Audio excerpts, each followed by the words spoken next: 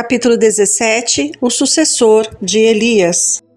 Deus havia ordenado que Elias ungisse outro profeta em seu lugar, Eliseu, filho de Safate. 1 Reis, capítulo 19, verso 16. Em obediência à ordem, Elias saiu à procura de Eliseu. Ao viajar em direção do norte, notou com que rapidez a paisagem já tinha mudado. Por todos os lados brotava a vegetação, como que para compensar o longo período de seca e fome. O pai de Eliseu era um rico fazendeiro, cuja família não tinha dobrado os joelhos a Baal. Deus era honrado em seu lar. Na tranquilidade da vida campestre, sendo ensinado por Deus e pela natureza e disciplinado pelo trabalho útil, Eliseu desenvolveu hábitos de simplicidade e de obediência a seus pais e a Deus. Essa educação o ajudou a se preparar para a importante posição que mais tarde seria chamado a ocupar. Eliseu recebeu o chamado profético quando arava o campo. Ele tinha escolhido se dedicar ao trabalho que estava mais próximo.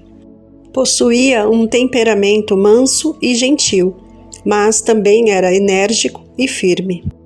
Adquiriu força de caráter ao realizar seu humilde trabalho, crescendo cada vez mais em graça e conhecimento. Enquanto cooperava com o pai nos deveres do lar, ele aprendia a cooperar com Deus. Ao ser fiel nas pequenas coisas, Eliseu se preparava para assumir maiores responsabilidades. Dia a dia, desenvolvia suas habilidades para realizar um trabalho superior. Ao aprender a servir, Eliseu aprendeu também a instruir e liderar. Ninguém compreende os propósitos de Deus em sua disciplina, mas podemos estar certos de que a fidelidade nas pequenas coisas revela a capacidade para assumir grandes responsabilidades. Deus pode honrar com um dever mais elevado somente aquele que prova ser nos pequenos deveres um obreiro que não tem do que se envergonhar. 2 Timóteo, capítulo 2, verso 15. Muitos acham que sua vida é inútil, que nada estão fazendo para o avanço do reino de Deus, porque só podem servir em pequenas coisas. Concluem que estão desocupados por nada fazer. Estão enganados. Uma pessoa pode ser ativa no serviço de Deus enquanto realiza os deveres comuns do dia a dia, enquanto derruba árvores, abre clareiras ou ara o campo. A mãe que educa os filhos para Cristo está trabalhando para Deus da mesma forma que o pregador no púlpito. Muitos sonham possuir talento especial para realizar uma grande obra, enquanto não reconhecem os pequenos deveres diante de si. Que essas pessoas realizem as atividades que estão em seu caminho. O fato de possuirmos talentos maravilhosos não nos capacita a prestar um serviço aceitável, mas sim o fato de cumprir os deveres diários, dando o nosso melhor, ter um coração alegre e demonstrar interesse sincero pelo bem-estar dos outros. As tarefas mais comuns realizadas com fidelidade e amor são belas à vista de Deus. Elias passou pelo campo em que Eliseu estava arando e colocou seu próprio manto sobre os ombros do jovem em sinal de consagração. Durante o período de fome, a família de Safate tinha se familiarizado com a obra e missão de Elias, e agora o Espírito do Senhor impressionou Eliseu de que Deus o estava chamando para ser o sucessor de Elias. Eliseu deixou os bois e correu atrás de Elias. "Deixa-me dar um beijo de despedida em meu pai e minha mãe", disse, "e então irei contigo." "Vá e volte", respondeu Elias. "Lembre-se do que fiz a você." 1 Reis, capítulo 19, verso 20. A resposta de Elias representava um teste de fé. Eliseu deveria avaliar o preço, decidir por si mesmo e a aceitar ou rejeitar o chamado. Se seus desejos se apegassem ao lar e suas vantagens, ele estava livre para permanecer ali. Mas Eliseu compreendeu o significado do chamado e não hesitou em obedecer.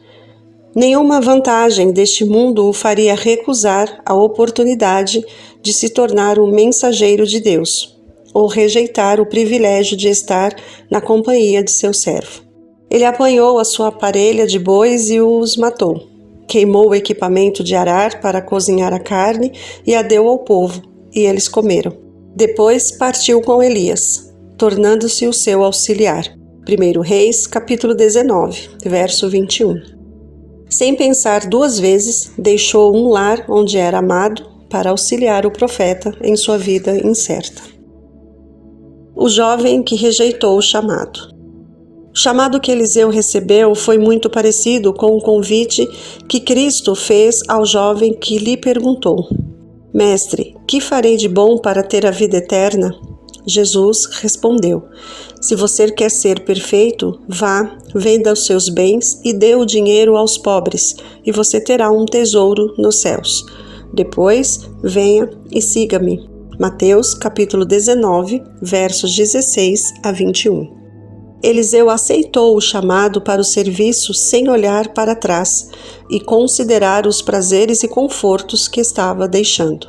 Em contraste, o jovem rico afastou-se triste porque tinha muitas riquezas. O amor que sentia por suas riquezas era maior que seu amor a Deus. Ele provou não ser digno de um lugar na obra do Mestre. Nem todos nós somos chamados a servir como Eliseu serviu, nem a vender tudo o que possuímos. Mas Deus nos pede que coloquemos seu reino em primeiro lugar em nossa vida e não permitamos que se passe um dia sequer sem que façamos alguma coisa para avançar a sua obra. Uma pessoa pode ser chamada para trabalhar em outro país, outra pode ser chamada a financiar a pregação do Evangelho. Deus aceita a oferta de cada um. O que é necessário é consagrar a vida e todos os nossos interesses. A todas as pessoas que vivenciam a sua graça, o Senhor aponta uma obra a ser feita em favor do próximo. Devemos dizer: Eis-me aqui, envia-me. Isaías capítulo 6, verso 8. Não importa se servimos como pastor, médico, comerciante, fazendeiro, profissional ou mecânico, nosso trabalho é revelar o Evangelho aos outros. No início, Eliseu não recebeu uma grande missão. A Bíblia diz que ele derramava água nas mãos de Elias, seu mestre. Eliseu estava disposto a fazer tudo o que o Senhor ordenasse, e a cada passo ele provava ser fiel nas pequenas coisas. Eliseu se empenhava na missão que tinha recebido de Deus, com uma dedicação que ficava mais forte a cada dia. Depois de se unir a Elias, Eliseu foi tentado a pensar no lar que tinha deixado, mas decidiu não voltar atrás e, através de provações e lutas, provou ser digno do chamado que recebeu. O ministério envolve muito mais que pregar a palavra. Significa treinar jovens como Elias treinou Eliseu, colocando sobre eles responsabilidades na obra de Deus. Pequenas a princípio, e maiores à medida que adquirem força e experiência. Pastores de fé e oração podem dizer: o que era desde o princípio, o que ouvimos, o que vimos com os nossos olhos, o que contemplamos e as nossas mãos apalparam, isso proclamamos a respeito da palavra da vida. 1 João capítulo 1, verso 1. Servos de Deus experientes devem treinar de maneira prática obreiros jovens e inexperientes. Deus honra os jovens ao escolhê-los para trabalhar em sua obra, e eles devem ser fiéis, obedientes e estar dispostos ao sacrifício. Se eles aceitarem a disciplina de Deus, escolhendo seus servos para serem seus conselheiros, eles se tornarão obreiros firmes e de princípios elevados, a quem Deus pode confiar responsabilidades. Os grandes resultados do trabalho de Elias. À medida que o Evangelho foi proclamado em sua pureza, pessoas serão chamadas a deixar de lado o arado e as atividades comerciais comuns para ser instruídas de maneira prática por obreiros experientes. Ao aprenderem a trabalhar com eficiência, proclamarão a verdade com poder. Montanhas de dificuldades serão lançadas no mar por meio de atuação maravilhosa de Deus. A mensagem, que significa tanto para os habitantes da terra, será ouvida e entendida. A obra avançará mais e mais até que toda a terra seja advertida, e então virá o fim. Elias e Eliseu trabalharam juntos por vários anos. Elias foi o instrumento usado por Deus para derrotar males gigantescos. Seus esforços colocaram um fim na idolatria que Acabe e a pagã Jezabel tinham introduzido na nação. Os profetas de Baal foram mortos. Israel foi finalmente despertado e muitos estavam voltando a adorar a Deus. Eliseu deveria então guiar Israel em caminhos seguros, instruindo o povo com dedicação e paciência. A convivência com Elias, o maior profeta desde Moisés, preparou Eliseu para a obra em que breve deveria assumir sozinho. De tempos em tempos, durante esses anos, Elias combatia pecados públicos com severas repreensões. Quando Acabe se apossou da vinha de Nabote, a voz de Elias profetizou sua condenação e a condenação de toda a sua casa. E quando Acasias deixou o Deus vivo para adorar Baal Zebub, Elias protestou com determinação e coragem. As escolas dos profetas fundadas por Samuel tinham entrado em decadência durante os anos da apostasia de Israel. Elias recuperou essas escolas para garantir que os jovens adquirissem uma educação que os levassem a engrandecer e honrar a lei de Deus. A Bíblia menciona 3 dessas escolas, a de Gilgal, de Betel e a de Jericó. Pouco antes de Elias ser levado para o céu, ele e Eliseu visitaram esses centros de educação. Desta vez, Elias repetiu as lições que tinha ensinado em visitas anteriores. Ele instruiu em especial os alunos a permanecerem leais ao Deus do céu. Procurou também deixar gravado na mente deles a importância de manterem cada aspecto de sua educação livre do orgulho e do exibicionismo. Somente assim eles poderiam ser moldados à semelhança do céu e trabalhar nos caminhos do Senhor. Elias ficou muito feliz com o resultado do trabalho dessas escolas. A reforma ainda não estava completa, mas para ele ali estava a prova de que estas palavras do Senhor eram verdadeiras. No entanto, fiz sobrar 7.000 em Israel, todos aqueles cujos joelhos não se inclinaram diante de Baal, todos aqueles cujas bocas não o beijaram. 1 Reis, capítulo 19, verso 18. Ao acompanhar o profeta de escola em escola, a fé e o comprometimento de Eliseu foram mais uma vez provados. O profeta deu a ele a chance de voltar. Fique aqui, disse Elias, pois o Senhor me enviou a Betel. 2 Reis, capítulo 2, verso 2. Mas Eliseu tinha aprendido a não desanimar e estava decidido a não deixar seu mestre enquanto tivesse oportunidade de se preparar mais e mais para a missão que recebeu. Deus revelou a Elias que ele seria trasladado, mas Elias não sabia que Deus também tinha revelado isso aos seus discípulos na escola dos profetas e a Eliseu. Também por esse motivo, Eliseu não queria sair do lado dele. Todas as vezes que Elias lhe fez o convite para voltar, sua resposta foi a mesma: não te deixarei.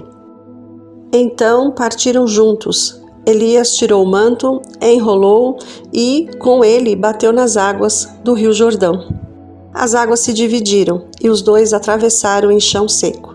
Depois de atravessar, Elias disse a Eliseu: o que posso fazer em seu favor antes que eu seja levado para longe de você? O maior desejo de Eliseu era receber uma grande porção do Espírito que Deus tinha derramado sobre Elias, que estava para ser honrado com a trasladação. Ele sabia que nada, a não ser o Espírito que acompanhava Elias, poderia capacitá-lo para a missão que Deus o havia chamado a cumprir em Israel. Assim respondeu: peço-te que haja porção dobrada do teu Espírito sobre mim. Em resposta ao pedido, Elias disse: seu pedido é difícil, Mas, se você me vir quando eu for separado de você, terá o que pediu. Do contrário, não será atendido. De repente, enquanto caminhavam e conversavam, apareceu um carro de fogo, puxado por cavalos de fogo, que os separou, e Elias foi levado aos céus num redemoinho. Muitos serão trasladados sem passar pela morte. Elias representa a experiência do povo de Deus que estará vivo por ocasião da segunda vinda de Cristo e que serão transformados num momento, num abrir e fechar de olhos, ao som da última trombeta, sem passar pela morte. 1 Coríntios capítulo 15, versos 51 e 52. Como representante dos que serão trasladados, Elias recebeu permissão para estar junto a Moisés, ao lado do Salvador, no Monte da Transfiguração. Os discípulos viram Jesus revestido com a luz do céu, ouviram a voz que saiu da nuvem, reconhecendo-o como o Filho de Deus. Viram Moisés, representando os que serão ressuscitados da morte por ocasião da segunda vinda. E viram também Elias, representando os que, no fim da história da terra, serão transformados de seu estado mortal para o imortal e trasladado para o céu sem ver a morte.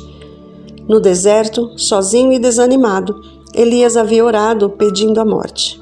Deus, porém, ainda tinha uma grande obra para ele fazer. E quando concluísse essa obra, ele não pereceria na solidão e no desânimo. Seu destino não era a sepultura, mas subir com os anjos de Deus à presença de sua glória. E quando já não podia mais vê-lo, Eliseu pegou o manto de Elias que tinha caído e voltou para a margem do Jordão. Então bateu nas águas do rio com o manto e perguntou: Onde está agora o Senhor, o Deus de Elias? Tendo batido nas águas, elas se dividiram e ele atravessou. Quando os discípulos dos profetas, vindos de Jericó, viram isso, disseram: O espírito profético de Elias repousa sobre Eliseu. 2 Reis, capítulo 2, versos 12 a 15. Quando o Senhor vê que chegou a hora de retirar de sua obra aqueles a quem ele tem dado sabedoria, ele fortalece seus sucessores, se eles se voltarem para ele em busca de auxílio e andarem em seus caminhos. Eles podem ser até mesmo mais sábios que seus antecessores, pois podem aprender com suas experiências. A partir desse dia, Eliseu ocupou o lugar de Elias. Aquele que tinha sido fiel no pouco deveria provar agora ser fiel também no muito.